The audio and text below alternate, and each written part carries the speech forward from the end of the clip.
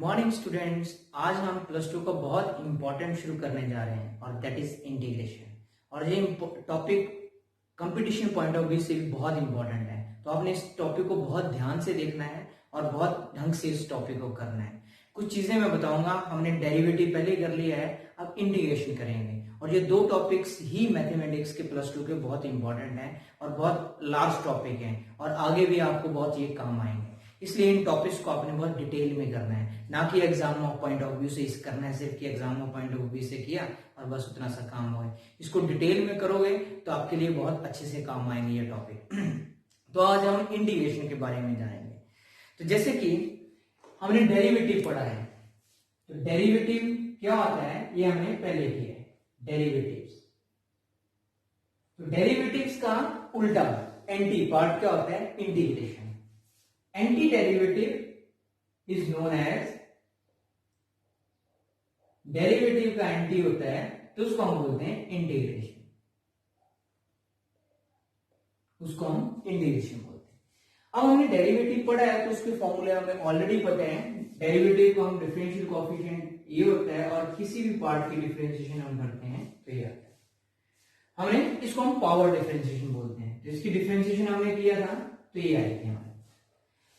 अब इसको हम एंटी डेरिवेटिव बोलेंगे, इसकी अगर हम इंटीग्रेशन करें तो ये आएगा आपके पास, ठीक है। तो मतलब इसकी हम एंटी डेरिवेटिव लें तो एंटी डेरिवेटिव क्या होगा, एंटी डेरिवेटिव ऑफ किसी फंक्शन निकालते हैं तो पूछा जाता है, मतलब उसकी इंटीग्रेशन पूछी हुई है, हमें इसका एंटी डेरिवेटिव पूछा जाए तो क्या होगा, तो ये होगा आपके पास। जैसे मानो बोला जाए anti derivative of n into x की पावर n माइनस 1, इसका एंटी डेरिवेटिव क्या होगा, इज x की पावर n, एंटी x, इसकी अगर हम इंटीग्रेशन करें तो ये आएगा आपके पास एंटी डेरिवेटिव। अब हम कुछ इन दोनों में कोरिलेशन देखेंगे, डिफरेंशिएशन और इंटीग्रेशन में क्या कोरिलेशन होता है। आप कुछ फॉर्मूलेस पढ़ते हो तो आपको सेम फॉर्मूले दिखते हैं। जैसे मान लो डिफरेंशिएशन ऑफ एक्स स्क्वायर करते हो तो क्या आता है आपके पास, 2x आता है। अब मैं इंटीग्रेशन करूं इसकी 2x की, इंटीग्रेशन ऑफ 2x, तो आपके पास क्या आएगा, that is 2 constant as it is x square over 2, ठीक है, प्लस हम c लेते हैं साथ में। जब भी इनडेफिनेट बिना लिमिट के इंटीग्रेशन करते हैं तो उसको हम बोलते हैं इनडेफिनेट इंटीग्रेशन, तो साथ में क्या लगता है, कांस्टेंट। अब ये बताऊंगा मैं कांस्टेंट क्यों लगता है। अब आपको पता है कि अगर हम x 2x की इंटीग्रेशन कर रहे हैं तो क्या आ रहा है, x square plus 2 plus c लिखते हैं, तो इसकी डेरिवेटिव क्या आ रहा है, एक्स स्क्वायर, ठीक है, प्लस c इसलिए लिखते हैं कि अगर मैं differentiation of x square plus 3 करूं तब भी 2x ही आएगी। अगर मैं differentiation of x square plus 5 करूं तो भी 2x ही आएगी। मतलब चाहे एक्स स्क्वायर की डिफरेंशिएशन कर रहे हो, चाहे आप एक्स स्क्वायर प्लस 3 की डिफरेंशिएशन कर रहे हो, चाहे एक्स स्क्वायर प्लस 5 की डिफरेंशिएशन कर रहे हो, दैट इज सेम। तो ये सेम ही आ रही है, मतलब 2x की डिफरेंशिएशन हम सिर्फ एक्स स्क्वायर लिखेंगे, कांस्टेंट छोड़ दें हम, तो किसी एक चीज के लिए ये ठीक है कि ये एक्स स्क्वायर आ जाएगी। लेकिन एक्स स्क्वायर प्लस 3 की डिफरेंशिएशन एक्स 2x है, तो दैट मींस 2x की इंटीग्रेशन भी यही आनी चाहिए। तो प्लस c इसलिए लगाते हैं कि कांस्टेंट होता है आपके पास, तो कांस्टेंट कुछ भी हो सकता है, 0 भी हो सकता है, 1 भी हो सकता है, 2 भी हो सकता है, 5 भी हो सकता है, कांस्टेंट की डिफरेंशिएशन हमेशा क्या होती है, 0। तो इसलिए इस चीज को ठीक करने के लिए हम साथ में कांस्टेंट ऑफ इंटीग्रेशन लगाते हैं। तो ये 2-3 चीजें आप इंटीग्रेशन में देखोगे, एक ये साइन यूज होता है, इसको हम बोलते हैं साइन ऑफ इंटीग्रेशन। ये क्या होता है, इसको हम बोलते हैं साइन ऑफ इंटीग्रेशन। जब भी ये चीज लगाई जाती है तो इसको हम इंटीग्रेशन ही यूज करते हैं, तो मतलब ये साइन लग गया तो इस इंटीग्रेशन का साइन है आपके पास। अब बीच में ये चीज आती है 2x। 2x क्या है, इसको हम इंटीग्रेंड बोलते हैं, इंटीग्रेंड, इसको बोलते हैं हम इंटीग्रेंड, जिसकी इंटीग्रेशन कर रहे हो आप, जिसकी। और जो रिजल्ट आ रहा है आपके पास ये वाला एक्स स्क्वायर, इसको हम बोलते हैं इंटीग्रल। क्या बोलते हैं हम इसको? इंटीग्रल। इंटीग्रल ऑफ किसका? Integral of 2x। किसका इंटीग्रल है? 2x का इंटीग्रल। और जो सी चीज है इसको हम बोलते हैं constant of integration. Constant of integration.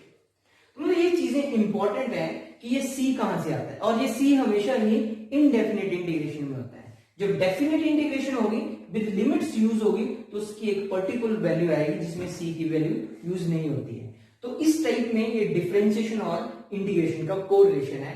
अब हम इनके फॉर्मूलेज देखेंगे। डिफरेंशिएशन में भी हमने कुछ फॉर्मूलेज पढ़े हैं और इंटीग्रेशन के फॉर्मूलेज डिफरेंशिएशन से कोरिलेट करके देखेंगे और आपको समझ आएगा कि दोनों में क्या कोरिलेशन है।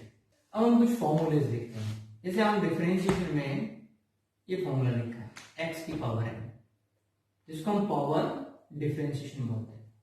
अब इसी तरह से इंटीग्रेशन में आएगा फॉर्मूला, ऐसे ही कोई फंक्शन आ जाए अलजेब्रिक फंक्शन जिसके पावर डिफरेंशिएशन है, तो इसमें पावर इंटीग्रेशन होगी। तो पावर इंटीग्रेशन कैसे करते हैं? x की power n+1 over n+1 plus c ऐसे लगाते हैं। मतलब इसकी इंटीग्रेशन करेंगे तो ये आएगा। और डिफरेंशिएशन क्या होती है? ये। कंफ्यूज नहीं होना दोनों चीजों में। अब दूसरा आपने पढ़ा है differentiation of exponential function. Same होती है, तो इंटीग्रेशन में भी कोई फर्क नहीं होता। Differentiation of exponential function same, लेकिन साथ में कांस्टेंट ऑफ इंटीग्रेशन। इसी तरह से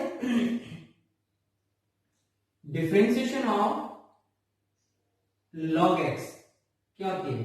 1/x। लेकिन इंटीग्रेशन ऑफ log x नहीं होती है। Integration of 1 over function, 1 over linear function जब भी कोई आता है तो उसकी इंटीग्रेशन क्या होगी? log of x। आ गया ना reciprocal.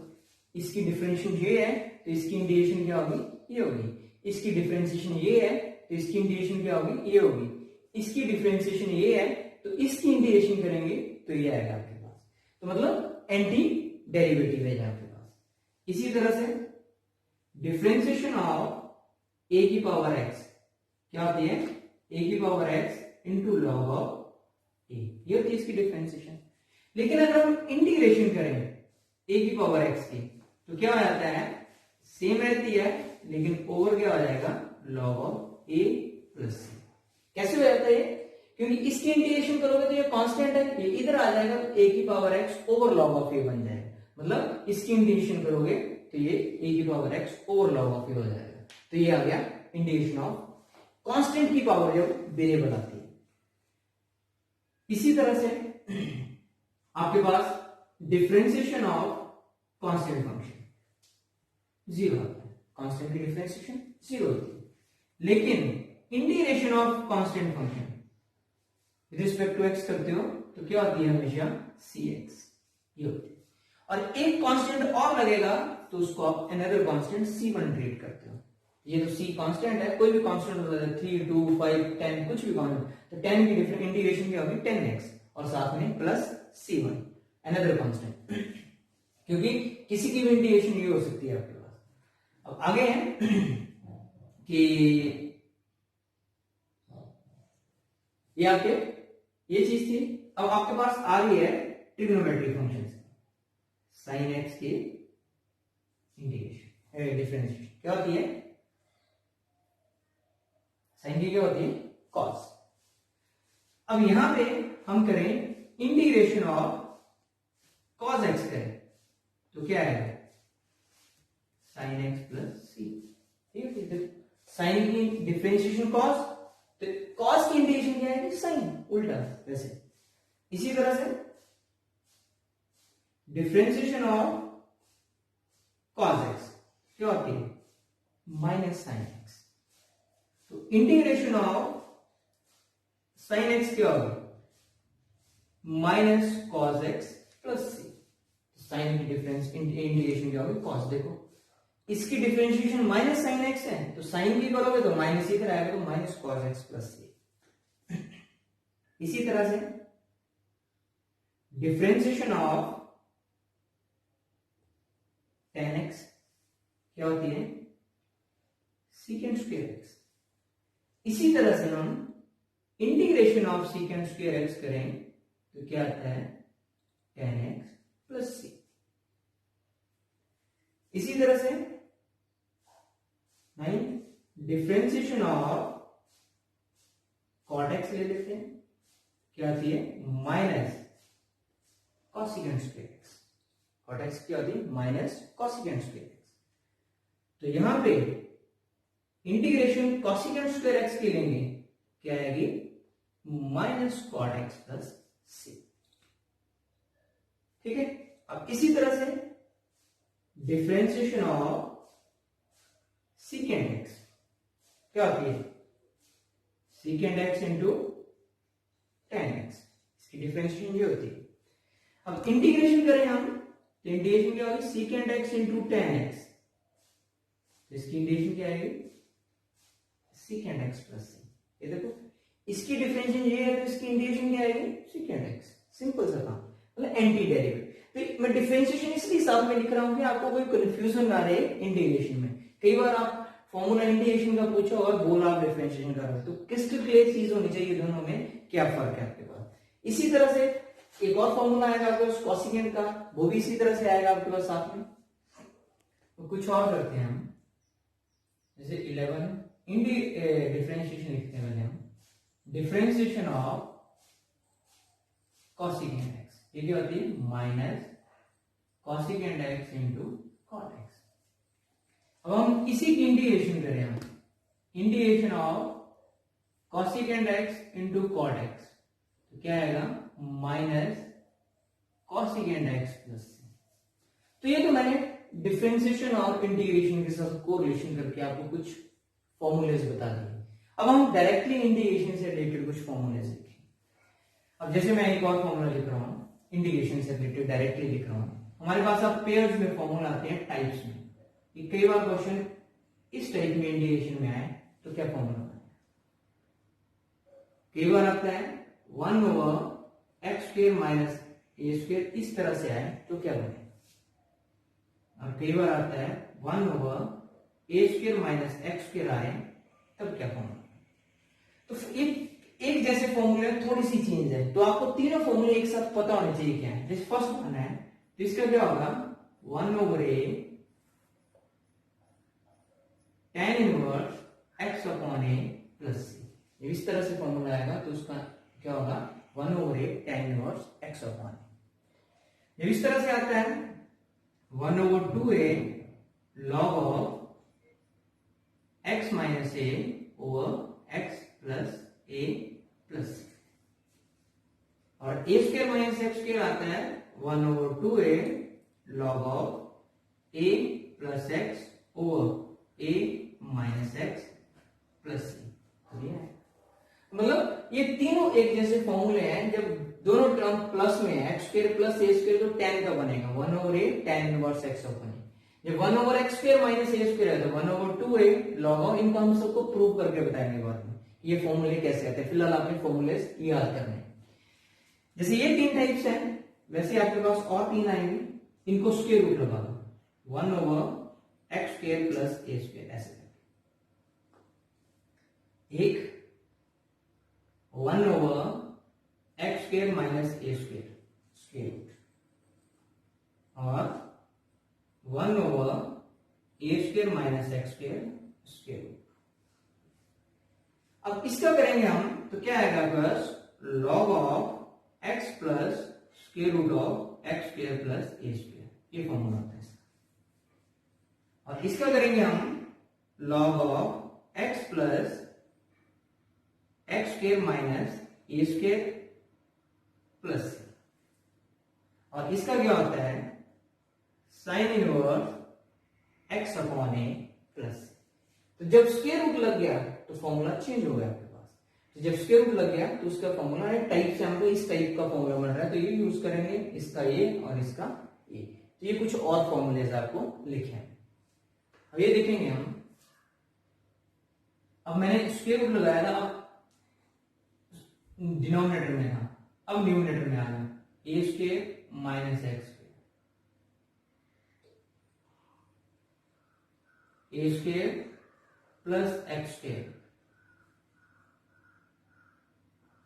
Square minus a square. पहले ये सारी चीजें डिनोमिनेटर में थी, अब न्यूमिनेटर में आ गए।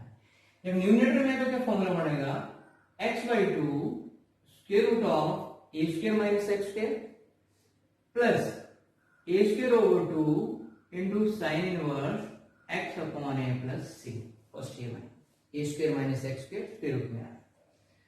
सेकेंड वन है जिसमें बनेगा x/2 a square plus x square plus a square over 2 into log of x plus a square plus x square plus, तब ये फॉर्मूला बनेगा। जब इस तरह से आ रहा है तो ये बनेगा x/2 x square minus a square minus a square over 2 into log of x plus x square minus a square plus c, तब इस तरह से ये फॉर्मूला बनेगा।